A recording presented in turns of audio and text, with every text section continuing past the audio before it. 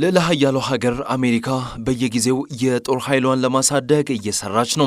ከነዚህ አቅም ግንባታዎች መካከል በቅርቡ በአይነቱ ለየት ያለ ራፒድ ድራገን ቦምብን ለጦር ኃይሏ ጀባም ብላለች። የአስገራሚ የቦምብ ሲስተም የተሰራው በአሜሪካ የመከላከያ ኃይልና በሎክሂድ ማርቲን ጥምረት ነው። እስካሁን ካሉት ቦምቦች በአውዳሚነቱ ወደር ያልተገኘለት ይህ ቦምብ በቀላሉ በካርጎ አውሮፕላኖች ላይ መጫን መቻሉ ከፍተኛ የመጓጓዣ ወጪ በመቀነስ ውጤታማ የሆነ ጥቃት መፈጸም የሚችል ነው። ይህ ራፒድ ድራገን የተባለው ቦምብ በቀላሉ ሳጠራ በሚመስል የብረት ኮንቴነር ውስጥ የሚቀመጥ ሲሆን አደጋ የሚፈጽመውም በቀላሉ ከዛ ኮንቴነር በመውጣት ነው። ይህ የቦምብ ሲስተም የሚጓጓዘው C-130 እና C-17 በተባሉ የካርጎ መጫኛ አውሮፕላኖች ነው። የቦምብ ሲስተሙ የተሰራው እንደ አውሮፓውያን አቆጣጠር በ2021 እና በ2022 መካከል ነው። እነዚህ አውሮፕላኖች ከርቀት የክሩዝ ሚሳይሎችን መወርወር መቻላቸውን በቀላሉ በጠላት እንዳይጠቁ ያደርጋቸዋል።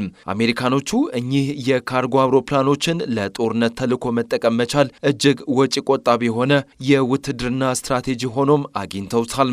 ይህ ራፒድ ድራገን ቦምብ ወደ አየር የሚወረወረው ሳጠራ በሚመስል የብረት ሳጥን ውስጥ ሆኖ ሲሆን እኚህ የብረት ሳጥኖች በውስጣቸው AGM 158 ወይም JASSM የተባሉ ከአየር ወደ ምድር የሚወረወሩ ሚሳይሎችን ይዞ ነው። AGM 158 ሚሳይሎች ከረጅም ርቀት ማለትም ከ570 እስከ 1200 ማይልስ ርቀት ላይ ሆነው ኢላማቸውን በትክክል በመምታት ይታወቃሉ። በዚህም ምክንያት ለምድር ሆነ ለባህር ላይ ጥቃቶች ተመራጭ ናቸው። ይህም ችሎታቸው የአሜሪካ የጦር ኃይል ተወዳዳሪነት በከፍተኛ ሁኔታ የሚጨምር ነው። ራፒድ ድራገን ስያሜ የመጣው ከጥንቱ ጂ-ሎንግ ከተባለው የቻይና የጦር መሳሪያ ነው። መሳሪያው በአንድ ጊዜ ብዙ ጦሮችን ማስወንጨፍ ይችላል። የራፒድ ድራገን ግንባታ የውትድርና ቴክኖሎጂን አንድ እርምጃ ወደፊት ያደረገ ሲሆን በየጊዜው በሚለዋወጠውና በፍጥነት እየተሻሻለ የመጣው የጦር ሳይንስ ስነ ምህዳር ውስጥ የእንዲህ አይነት ቴክኖሎጂ ባለቤት ለመሆንና በውድድር ውስጥ ለመቆየት አሜሪካ በቢሊዮን የሚቆጠሩ ገንዘቦችን ለመከላከያ ኃይሏ ፈሰስ ታደርጋለች።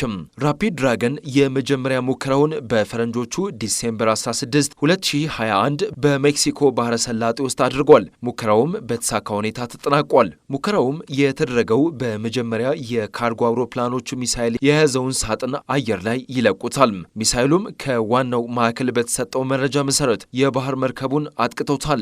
የዚህ ሙከራ መሳካትም በቀጣይ ይህንን የቦምብ ሲስተም የጦርነት ሚሽኖች ላይ መጠቀም እንደሚቻል ተስፋም ሰጥቷል። የዚህ ራፒድ ድራገን ዋና ጥቅሙ ያለምንም ተጨማሪ የሰው ኃይል ስልጠናና ተሸካሚ የጦር ጀት በካርጎ አውሮፕላኖች መጓጓዝ መቻሉ ነው። በዚህም ምክንያት የሰለጠነ የሰው ኃይልና የረቀቀ የጦር ጀት ለሌላቸው ሀገራቶች ችግራቸውን ይፈታላቸዋል። አሰራሩ ላይ ቀለል ተደርጎ መመረቱ ደግሞ ለአጠቃቀም ምቹና ተመራጭ አድርገዋል። ብዙ የካርጎ አውሮፕላኖችን ተጠቅሞ በዛ ያሉ ጥቃቶችን በአንድ የመፈጸም መቻሉ የጠላትን የመከላከል ስትራቴጂ ያዳክመዋል። ሩሲያ ሰራሽ የሆኑት S-300 እና S-400 የአየር ተቃዋሚዎች ዝቅ ብሎ የሚበርና በአንድ ጊዜ ብዙ ሚሳይሎችን መልቀቅ የሚችል አውሮፕላንን መለየት ይቸግራቸዋል። ራፒድ ድራገን ይህንን ድክመታቸውን ተጠቅመው በቀላሉ ኢላማውን መምታት ይችላል። በቀጣይም አሜሪካ የራፒድ ድራገን አቅምን ለመጨመር የተለያዩ ሙከራዎችን እያደረገች ነው። ከካርጎ አውሮፕላኖች ላይ የተለያዩ የጦር መሳሪያዎችን ማለትም እንደ ጄዳም ቦምቦችን ለመልቀቅ ዝግጅት ላይ ነች። ከካርጎ አውሮፕላን ውጭም በተለያዩ ድጋፍ ሰጪ አውሮፕላኖች ሚሳይሎችን ማስወንጨፍ እቅዷ ውስጥ ከታ እየሰራች ነው። እንደ አውሮፓውያን አቆጣጠር በ1970ዎቹ የአሜሪካ አየር ኃይል ቦይንግ 747 መነሻ በማድረግ የንግድ አውሮፕላኖችን ሚሳይል ተሸካሚ እንዲሆኑ ዲዛይን የማድረግ ስራ ጀምሮም ነበረም። የዚህ አውሮፕላን ስያሜም CMCA ይባል ነበረም። የክሩዝ ሚሳይል ተሸካሚ አውሮፕላን እንደማለት ነው። በዋነኝነት ዲዛይን የተደረጉት በቁጥር በዛ ያሉ AGM 86 ALCM ሚሳይሎችን በዋናው የአውሮፕላኑ ክፍል ተሸክሞ እንዲጓዙ ነው። ሚሳይሎቹ ከአውሮፕላኑ ወጥተው የሚወነጨፉት በከበሮ መሳይ ኮንቴነር ውስጥ ሆነው ነው። CMCA በዋነኝነት የሶቪየት ህብረት ድንበር አቅራቢያ እያንዣበበ የሚቆይ ሲሆን አስፈላጊ ሆኖ ሲገኝም በቀላሉ የሚሳይል ጥቃት ለመፈጸም በተጠንቀቅ የተዘጋጀ ነው።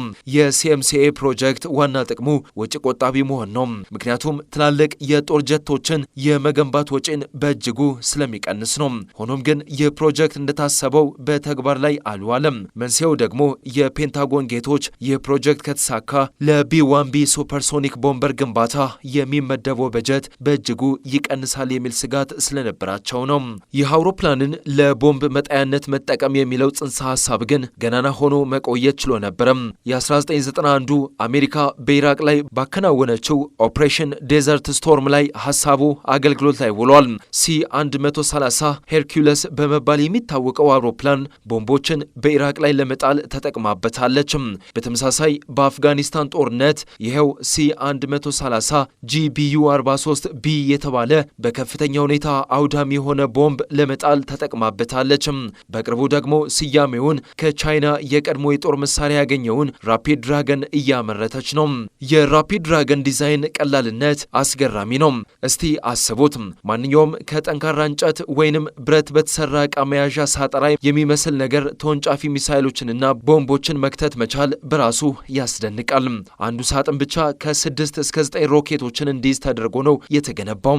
ከዚህ ቁጥር በታች ከያዘ ባላንስ ለማድረግ ክብደት ማስተካከያ ይገባለታል። ሲ130 ሄርኩለስ እስከ 2 ሳጥኖችን መሸከም የሚችል ሲሆን ግዙፉ ሲ17 ግሎብ ማስተር ደግሞ እስከ 5 መሸከም ይችላል። የራፒድ ድራገን የቦምብ ሲስተም የታቀደለትን ኢላማ ለመምታት የሚጠቀመው ግልጽ የሆነ ቅደም ተከተሎች ነው። በመጀመሪያ ሚሳይሎችን የያዘው ሳጥን ለመልቀቅ የኋለኛው የአውሮፕላኑ ክፍል በር ይከፍታል። ሳጥኑም በትንሽዬ ፓራሹት በመታገዝ ከአውሮፕላኑ ውስጥ ይወጣል። በመቀጠልም በአየር ላይ ተረጋግቶ እንዲቆይ ዋና የራሱን ፓራሹት ይለቃል። በስተመጨረሻም በውስጡ የያዛቸው ሚሳይሎች አንድ ባንድ የታሰበላቸውን ኢላማ ለመምታት ከሳጥኑ ውስጥ እየወጡ ይሄዳሉ።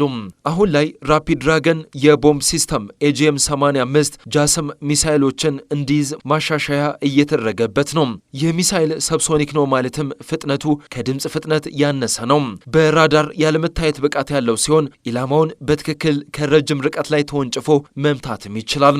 የመጀመሪያው ጃስም ሚሳይል 1000 ፓውንድ የሚመዝን ዋርሄድ ወይንም ዋና የሚፈነዳው የሚሳይል አካል ማለት ሲሆን ይህም ከፍተኛ ፍንዳታን የመፍጠር አቅም አለው።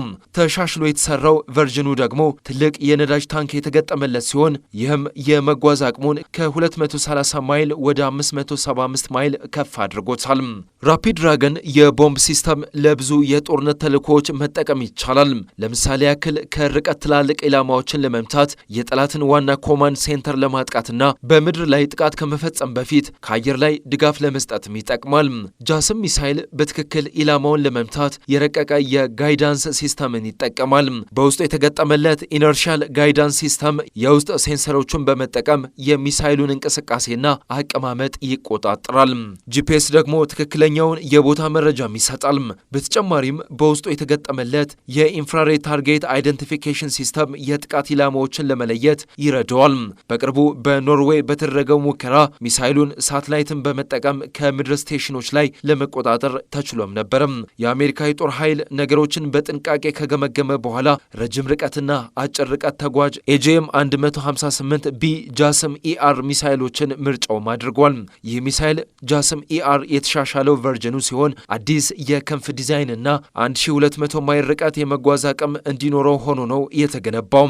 በትንሽ ስኬል ሚሳይሎችን ማምረት የተጀመረው 2021 መጨረሻ ሲሆን በ2024 መገባደጃ በሰፊው ወደ ምርት በመግባት በወር 5 ሚሳይሎችን እንደሚያመርቱ ይጠበቃል። AGM-158 በባህር ላይ መርከቦችን ለማግኘትና ለመምታት የተነደፈ የአጭር ርቀት ጸረ መርከብ ክሩዝ ሚሳይል ነው። ይህ ሚሳይል እስከ 350 ማይል የሚደርስ ርቀት መጓዝ የሚችል ሲሆን የኢንፍራሬድ ማትሪክስ ካሜራና ራዳር ዳሳሾችን ይጠቀማል። በተጨማሪም ፈጣን በኢአር ጋይድ የሚደረግ ፈንጂና ADM-160 ማልድ አዲስ የአሜሪካ ጦር አማራጮች ናቸው። ADM-160 ማልድ በዋነኝነት የራዳር ሲግናሎችን በየቦታው በመርጨት የጠላትን የአየር መቃወሚያዎችን የሚያወዛገቡ ናቸው። የራፒድ ድራገን የቦምብ ሲስተም ተልዕኮዎችን ለመፈጸም አመቺ ነው። እንደቀደሙት የቦምብ ጣይ አውሮፕላኖች ለምሳሌ ያክል B-52 ለመነሳት ረጅም ማኮብኮቢያዎችን የሚፈልግ ሲሆን C-130 ሄርኩለስ ግን አጭር ርቀት ነው የሚፈልገው። ይህም ራፒድ ድራገንን በአስቸጋሪ ቦታዎች ላይ ጥቃት እንዲፈጽም ያስችለዋል ማለት ነው። ብዙም የተጠናከረ የአየር ኃይል የሌላቸው እንደ አውስትራሊያ፣ ፖላንድ እና ፊንላንድ ያሉ ሀገራት ይህንን የቦምብ ሲስተም በመጠቀም የጦር ኃይላቸውን አቅም ማደራጀት ይችላሉ። በታሪክ በአውዳሚነታቸው ከሚነገርላቸው ቦምቦች መካከል ሶቪየት ሰራሹ ዛር ቦምብ ዋነኛው ነው። በቀዝቃዛው የዓለም ጦርነት በሶቪየት ፊዚስት የተገነባው ይህ ቦምብ ኦክቶበር 30 1961 በአርክቲክ ውቅያኖስ ላይ የመጀመሪያውን ሙከራው አድርጓል። የቦምቡ የፍንዳታ አቅም ሂሮሺማ ላይ ከነበረው 3800 እጥፍ ነው። የዚህ ቦምብ ግንባታ የሶቪየትን አቅም አስመስክሯል። 27 ቶን ክብደትና 26 ጫማ ርዝመት ያለው ሲሆን ቦምቡን ለመጣል 295 ቮልት የቦምብ ጣይ አውሮፕላን ተጠቅመዋል። ይህ አውሮፕላን የተለየ ፓራሹት የተገጠመለት ሲሆን ይህም ፓይለቱን በፍጥነት ከፍንዳታው አካባቢ ለማምለጥ ይረዳዋል። ፍንዳታው በ34 ማይል ርቀት ላይ የነበረን መንደር ወደ ሜዳነት ቀይሯል። በ100 ማይል ርቀት ያሉ ነገሮች ላይም ከፍተኛ ጉዳት አድርሷል።